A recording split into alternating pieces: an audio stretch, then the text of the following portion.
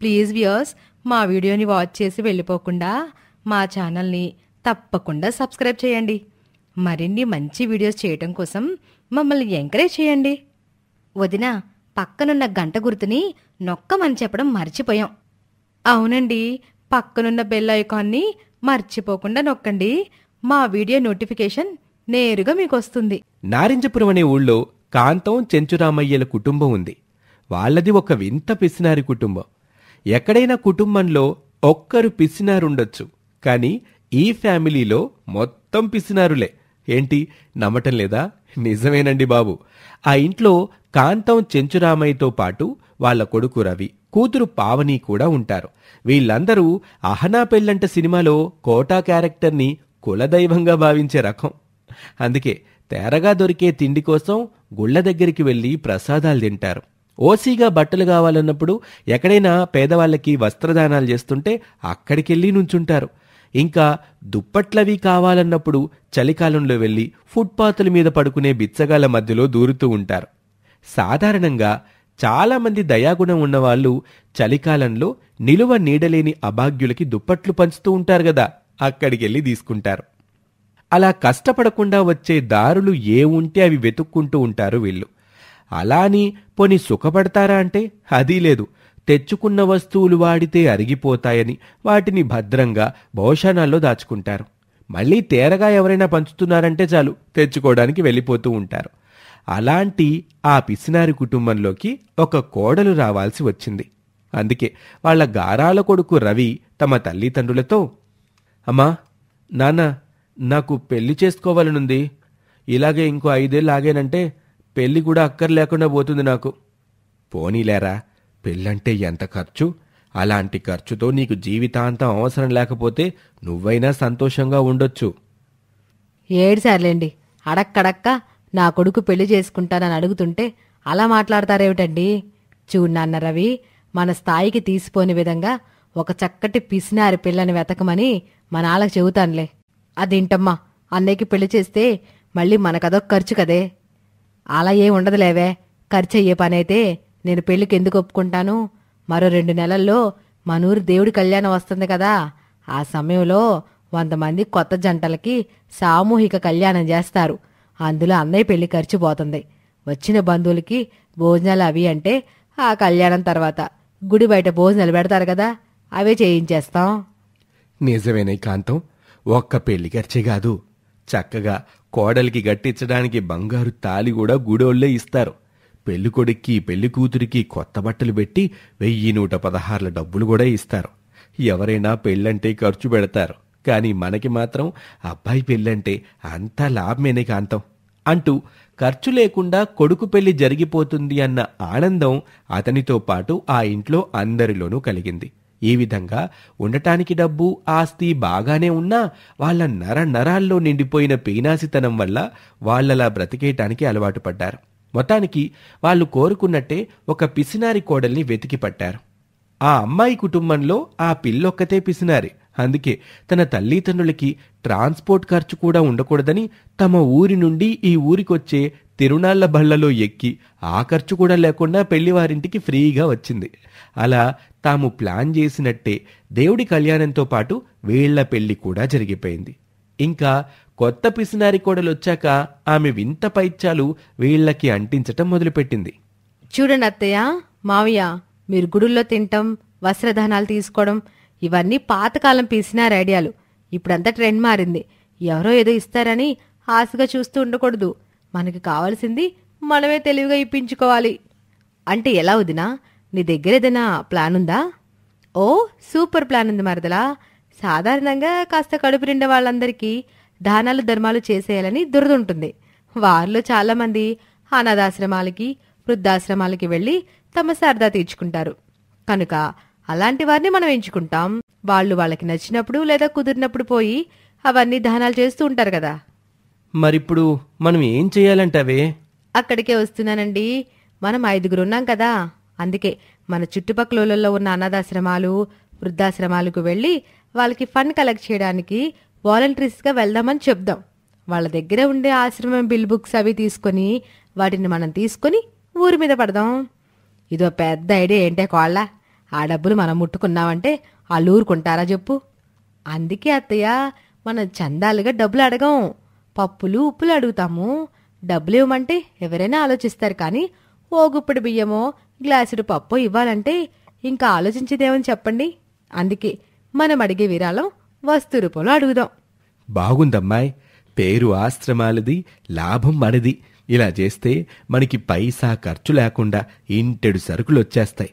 చక్కగా వాటిని తిన్నన్ని తిని మిగిలినవి అమ్ముకున్నా మళ్ళీ మనకే ఆదాయం. మరేమనుకున్నారు మావయ్య మీ పిసినారి కోడలు బుర్రంటే? ఇప్పుడు చెప్పండి అత్తయ్య, ఎలా ఉంది నా ఐడియా అంటూ తనేదో దేశ రక్షణ కోసం గొప్ప ప్లాన్ చేసినట్టు ఫీల్ అయిపోయింది ఆ పిసినారి కోడలు. అలా ఆ రోజు నుండి ఆ వింత పిసినారి కుటుంబం ఆశ్రమాల వంకతో ఊరి మీద పడి డబ్బులకి బదులు సరుకులు దండుకుని రావటం మొదలుపెట్టారు.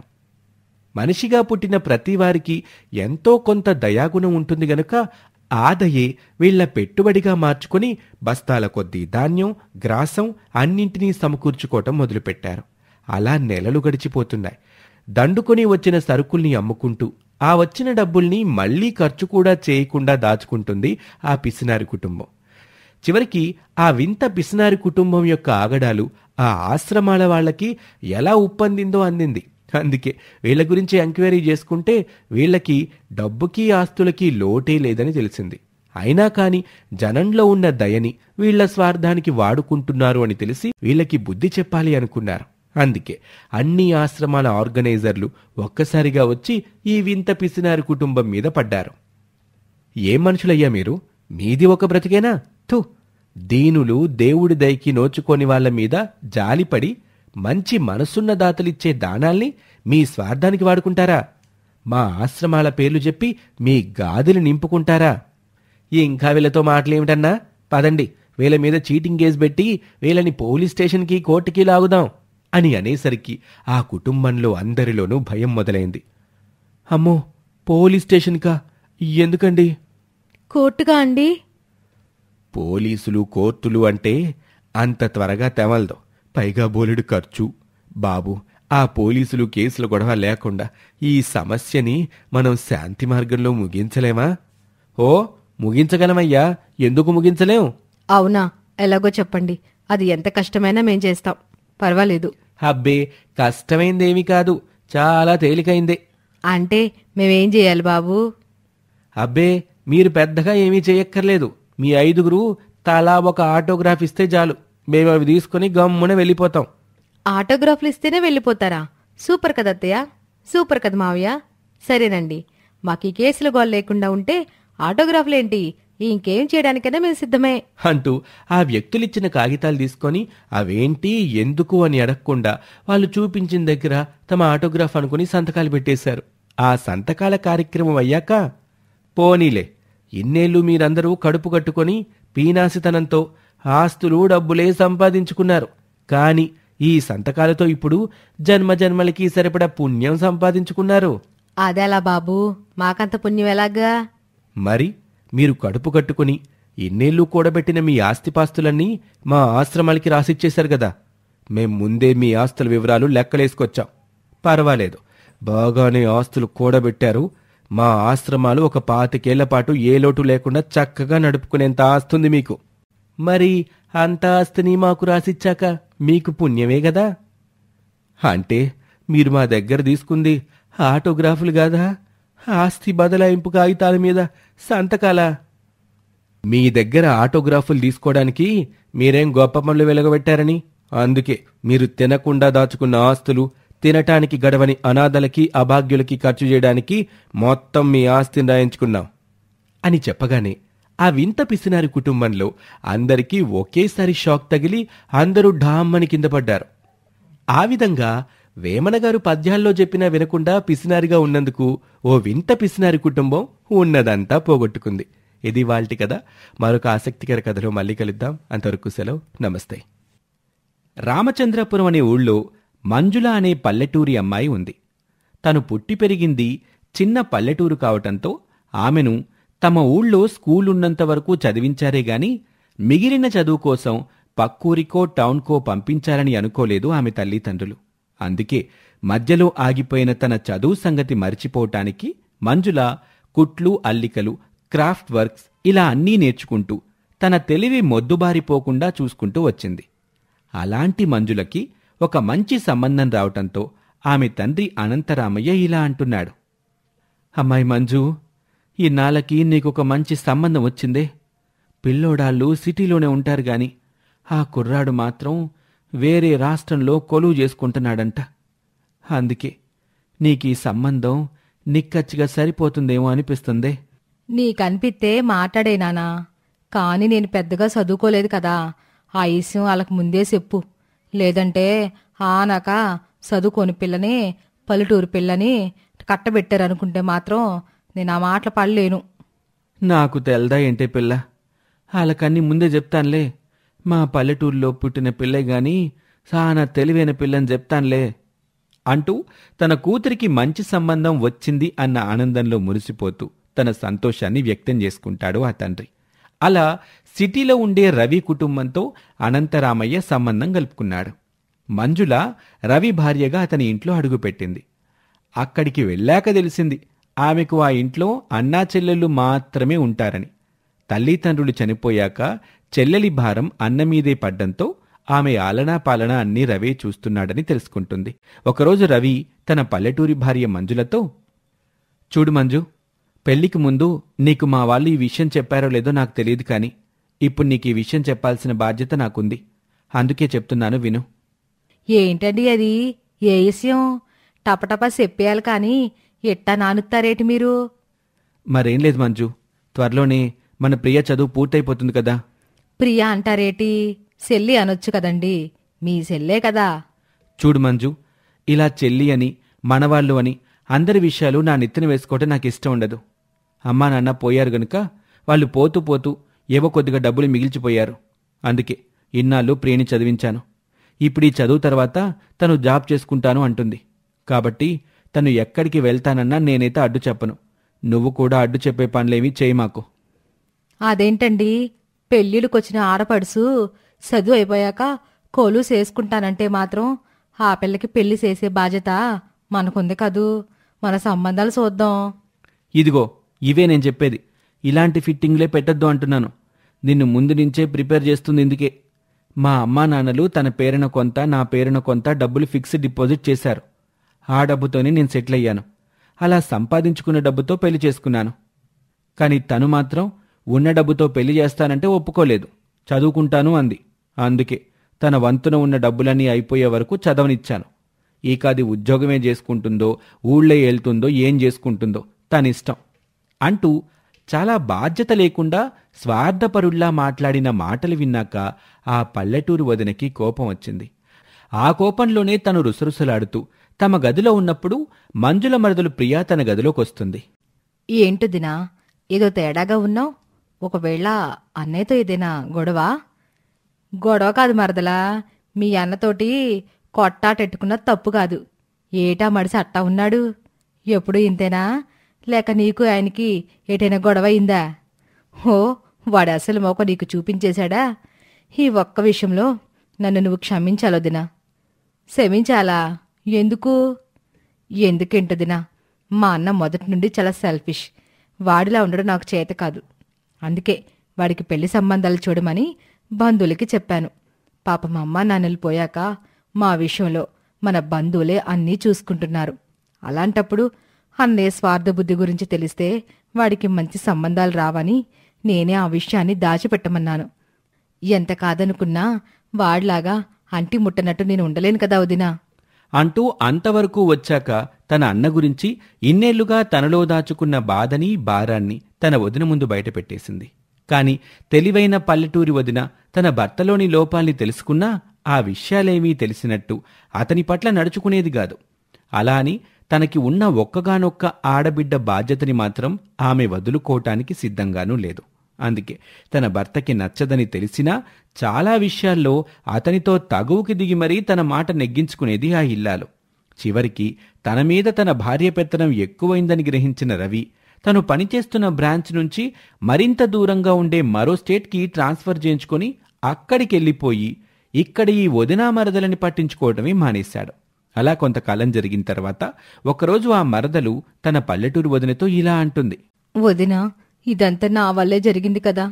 నా గురించి నువ్వు కూడా పట్టించుకోకుండా వెళ్ళిపోయి ఉన్నట్టయితే అన్నయ్యతో నువ్వు కూడా హ్యాపీగా ఉండేదానివి కదా. చూడు మరదలా, నేను పల్లెటూరు నుంచి వచ్చిందాన్ని.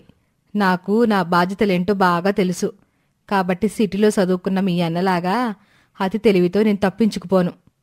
ఆయన ఇవన్నీ నీకెందుకు? నువ్వు చదువు మీద దృష్టి పెట్టు.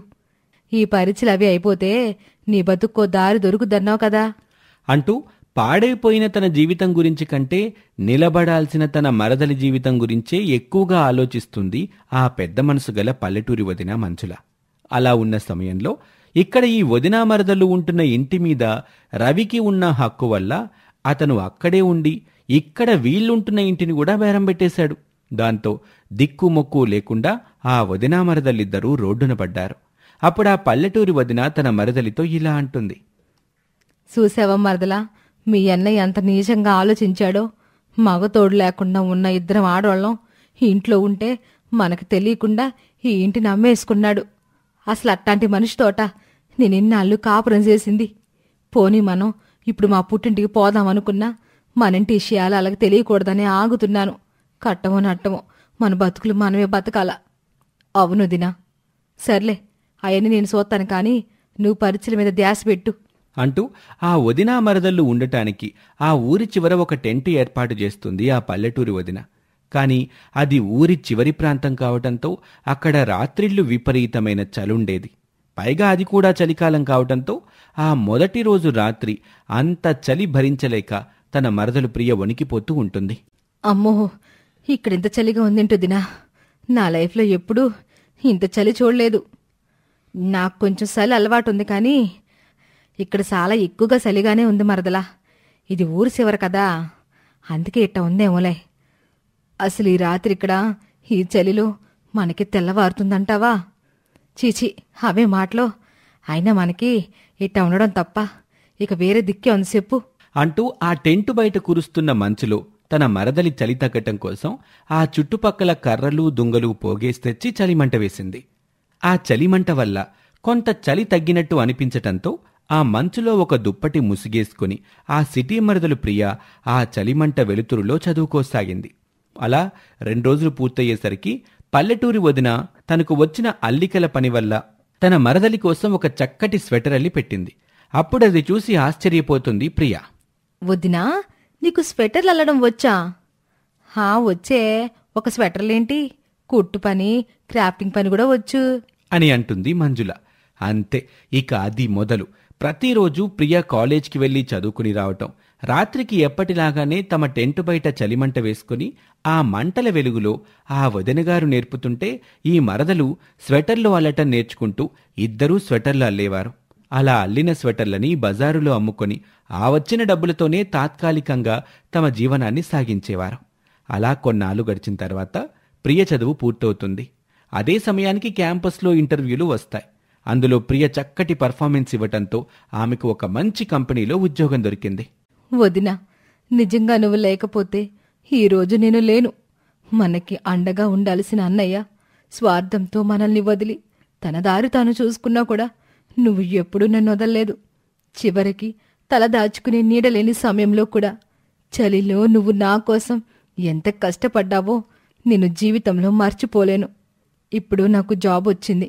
ఒక్క నెల రోజులు మనమిలా తిప్పలు పడ్డామంటే మన జీవితాలే మారిపోతాయి. అప్పుడు నువ్వు నాకొక సహాయం చెయ్యాలి మరదలా. భలేదానివే. ఏంటోది నాది? మనల్ని ఇట నట్టెంట ముంచిపోయిన మీ అన్నయ్య రేపెప్పుడైనా తిరిగొచ్చినా అతగారి దగ్గరికి నేను వెళ్ళను. కాబట్టి నేను నాకు తెలిసిన కుట్లు అల్లికల పని చేసుకుంటూ నీకోసం డబ్బులు సంపాదించాలా. నీకు చక్కని మొగుడిని ఎతికి అత్తారింటికి పంపాలా అని అంటుంది. అంత కష్టంలో కూడా తన గురించే ఆలోచిస్తున్న తన వదినమ్మ ప్రేమ గురించి అర్థమై ఆ మరదలికి కళ్లల్లో ఆనంద బాష్పాలు వస్తాయి. ఈ విధంగా తన స్వార్థ బుద్ధితో కట్టుకున్న భార్యని, తోడబుట్టిన చెల్లెల్ని వదిలిపోయిన అన్నగారి మీద పట్టుదలతో ఆ ఇద్దరు వదినా మరదళ్ళు ఎంతో ఉన్నతంగా ఎదుగుతారు జీవితంలో. ఇది ఇవాల్టి కథ. మరొక ఆసక్తికర కథలో మళ్ళీ కలుద్దాం. నమస్తే. సునీత పుట్టింటికి వెళ్ళిపోయిందన్న విషయంగా రమేష్ వెళ్ళి తల్లిని చెల్లిని నిలదీస్తాడు. అప్పుడు తల్లి పార్వతి ఇలా బదిలిస్తుంది. అంటే ఏంట్రా నీ ఉద్దేశం? నీ పెళ్ళం ఇల్లు వదిలి పుట్టింటికి వెళ్ళిపోవడానికి మేమే కారణం అంటావా? అంటాడే. ఎందుకంటూ ఆవిడగారు అలా ట్రైనింగ్ ఇచ్చింది మరి. అసలు మనల్ని తన మొగుడితో తిట్టించడానికే కాస్త ముఖం చాటేసుకుంది మహాతల్లి. ఎంతైనా పల్లెటూరు బుర్ర కదా. అత్తగారిని ఎలా అరలు పెట్టించాలి, ఆడపడుచుని ఎలా అవమానించాలి అన్నీ వాళ్ళ పుట్టింట్లో నేర్పే పంపుంటారులే. ఆ ప్రయోగాలే మన మీద చేస్తుంది అని సునీత మీద ఉన్న తమ అసూయని కోపాన్ని వెళ్ళగక్కుతూనే ఉంటారు ఆ తల్లి కూతులిద్దరు. అప్పుడు రమేష్ ఇలా అంటాడు, కావ్య, ఇంకాపుతావా? ఇలాగే మీరిద్దరూ నోర్లు పారేసుకొని పాపం అన్నెం పుణ్యం తెలియని సునీతని బెదరగొట్టి పంపేశారు. అసలు మిమ్మల్ని ఏమనాలో నాకైతే తెలియటం లేదు. అయ్యో పాపం. మరి ఇంకనేమి నాయనా, నీ పెళ్ళాం వెనకాలే పుట్టింటికి పో, కనుక్కొని రా నాయనా ఏమనాలో. అత్తగారి ఆడపడుచుల మీద ఎలా నిందలు వేయించాలో ఆ జానకి బాగా తెలుసు అని మళ్ళీ మొదటికే వచ్చేసరికి రమేష్కి విసుగొస్తుంది. అక్కడి నుంచి కోపంగా వెళ్ళిపోతాడు. అలాగే ఇంటి కోడలు పుట్టింటికెళ్ళిపోయి 2 రోజులు గడిచిపోతుంది. ఇక్కడ అత్త ఆడపడుచులకి కనీసం చీమ కుట్టినట్టు కూడా లేదు. పైగా కావ్య తన బీరువాలో ఉన్న నగల బాక్సులన్నీ ముందు పెట్టుకొని ఒక్కొక్కటి తన మెడకి అలంకరించుకొని అద్దంలో చూసుకుని మురిసిపోతూ ఉంటుంది. ఇక అప్పుడే తల్లి పార్వతి అక్కడికొచ్చి ఇలా అంటుంది, ఏంటే కావ్య, ఇవాళ నగల మీద పడ్డావు? ఏంటో సంగతి. వచ్చే వారం మా ఫ్రెండ్ మధురిమ పెళ్ళుందని చెప్పాను కదే, దానికోసమే ఇప్పటి నుండి ప్రిపేర్ అవుతున్నాను. అది సరే అమ్మా, నాకు ఒక డైమండ్ నెక్లెస్ కొనిపెట్టవే. నా తల్లే, ఉన్నదంతా నీకు కాకి ఇంకెవరికి చెప్పు. ఇంతకీ ఎంత ఉంటుందమ్మా డైమండ్ నెక్లెస్?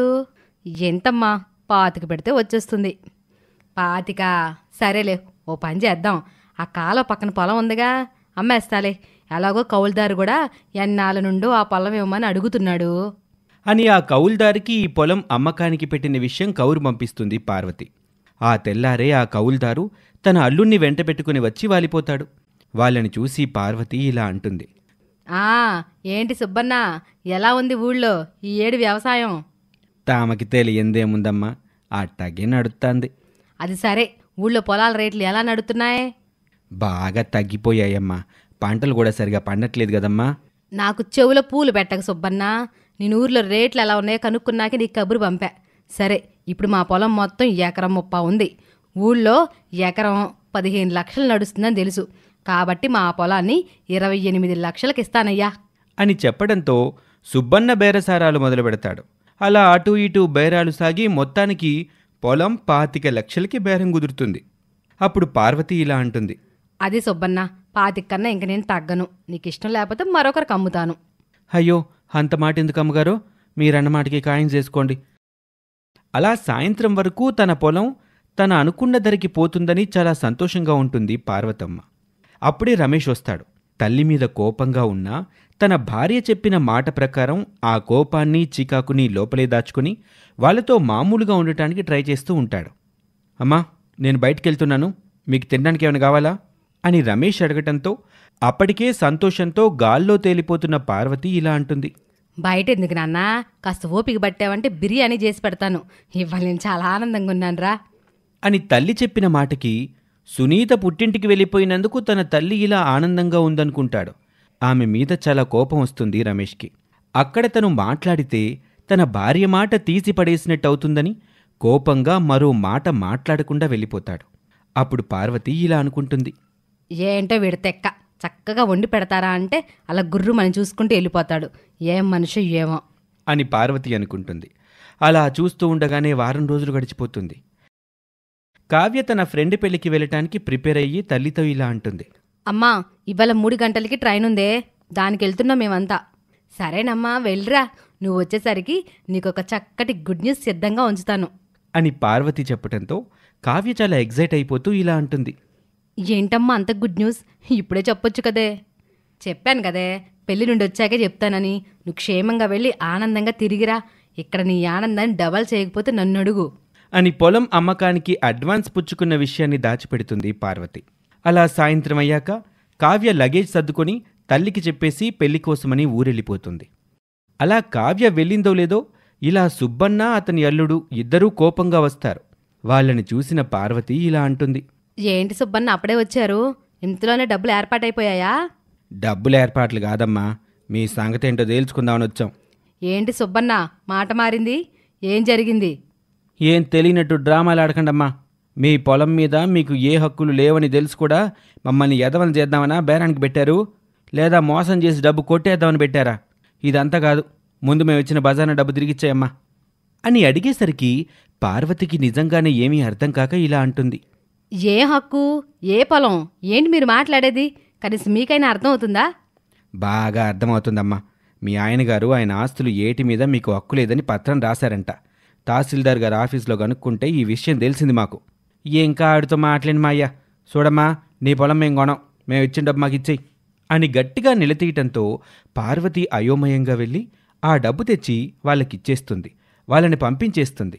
వాళ్ళు వెళ్ళిపోయాక ఇలా అనుకుంటుంది. అసలు ఏం మాట్లాడుతున్నారు వీళ్ళు? పొలం మీద హక్కు నాకు లేకపోవడం ఏంటి?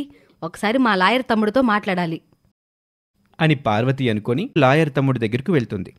అప్పుడతను పార్వతీ భర్త రాసిన విల్లు ప్రకారం ముఖ్యమైన షరతేంటో ఇలా చెప్తాడు.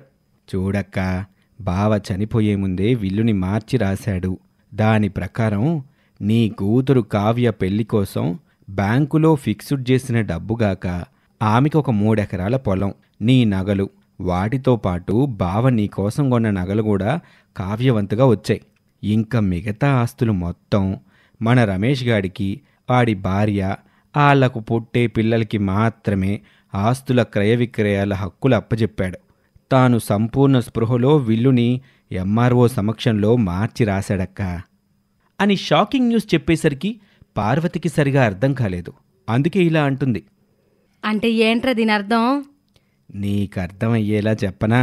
బావ తన ఆస్తుల్ని తన కన్నబిడ్డల పేరున గాని, కట్టుకున్న దానివి నీ పేరున గాని రాయలేదు. తన ఇంటికి రాబోయే కోడలి పేరు మీద, ఆమెకి పుట్టే రమేష్ సంతానం మీద రాశాడు. అంటే ఇప్పుడు నీకు నీ ఆస్తిలో రూపాయి కావాలన్నా ప్రస్తుతానికి నీ కోడలే ఇవ్వాలి. తర్వాత నీ మనవలివ్వాలి తప్ప నీకు నేరుగా ఆస్తుల మీద ఏ హక్కులు లేవు. ఇది సాక్షాత్తు స్వయంగా బావగారు రాసిన విల్లు అని తేల్చి చెప్పేసరికి పార్వతికి గుండెల్లో భూకంపం వచ్చినంత పనవుతుంది. తమ ఇంటి కోడలైన సునీతని ఆ అత్తాకోడలిద్దరూ అవమానించి పంపేశాక రమేష్ తండ్రి పార్వతీశం తన ఆస్తికి రాసిన మెలికల వీలునామా విషయం తెలుస్తుంది. ఇప్పుడు పార్వతీ కావ్యల పరిస్థితేంటి? కోడలి పేరు చెబితేనే మండిపడే ఆ తల్లి కూతుళ్ళిప్పుడు కోడలి ముందు ఎలా చేయి చాచుతారు? అసలు రమేష్ తండ్రి ఇలాంటి విల్లు రాయటం వెనుక ఉన్న అసలు రహస్యమేంటి? ఇవన్నీ తెలియాలంటే పల్లెటూరి వదిన సిటీ మరదలు మరొక ఎపిసోడ్ వరకు వేచి ఉండాలి. ఈ స్టోరీ మీకు నచ్చితే మా ఛానల్ని ఇప్పుడే సబ్స్క్రైబ్ చేసుకోండి. Thank you for watching.